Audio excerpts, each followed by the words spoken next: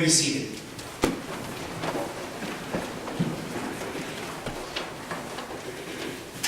So they took Jesus, and carrying the cross by himself, he went out to what is called the place of the skull, which in Hebrew is called Golgotha. There they crucified him, and with him two others, one on either side, with Jesus between them. Pilate also had an inscription written and put on the cross. It read, "Jesus of Nazareth, the King of the Jews." Many of the Jews read this inscription because the place where Jesus was crucified was near the city, and it was written in Hebrew, in Latin, and in Greek. Then the chief priests of the Jews said to Pilate, "Do not write the King of the Jews, but this man said, 'I am the King of the Jews.'" Pilate answered, "What I have written, I have written."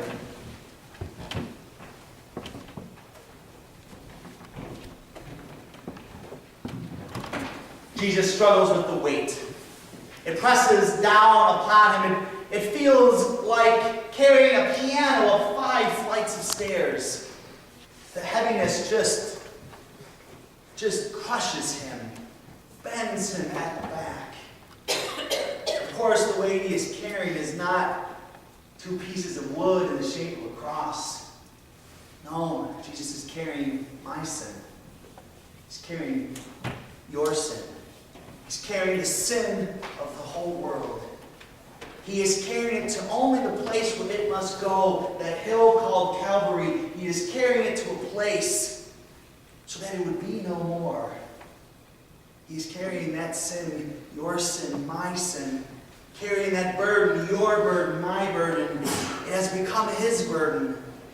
He is carrying it so that our souls might be light, so that what we might carry will not be the weight of sin, but the joy of grace and salvation. We sing the next hymn, 353. Were you there? We're going to sing verse 1. You may remain seated.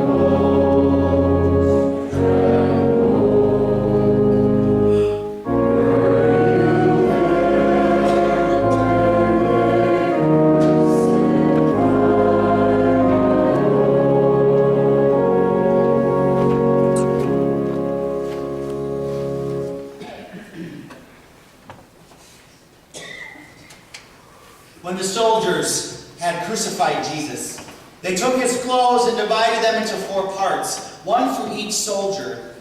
They also took his tunic. Now the tunic was seamless, woven in one piece from the top. So they said to one another, "Let us not tear it, but cast lots for it to see who will get it." This was to fulfill what the scripture says, "They divided my clothes among themselves, and for my clothing they cast lots." And that is what the soldiers did. Meanwhile, standing near the cross of Jesus were his mother and his mother's sister, Mary, the wife of Clopas, and Mary Magdalene.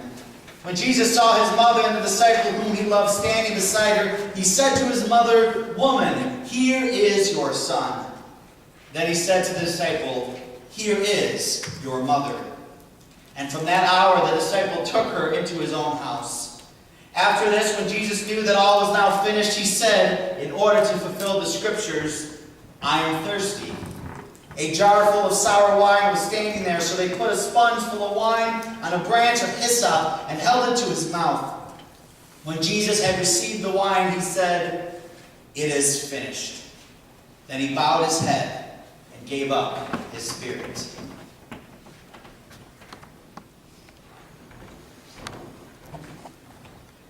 Jesus declares on the cross, it is finished. And I don't think he's talking about the dice game that's happening at his feet or his clothing. I don't think it's talking about putting his affairs in order by having the disciple whom he loved take care of his mother. I don't even think it's him taking a drink of wine from a sponge. I don't even think it's about his own death. When Jesus is declaring it is finished, he's declaring it to sin. He's declaring it to death itself. He's declaring it to the devil. They are all finished. Everything that might bind us, everything that might enslave us, everything that might weigh us down and entrap us is now finished. It is over. It is gone. Jesus, by his death, frees us, frees you from sin, from death, from the devil. They are all finished, done, finale, gone. He has died so that we could be free. Let us sing verse 2 of Were You There?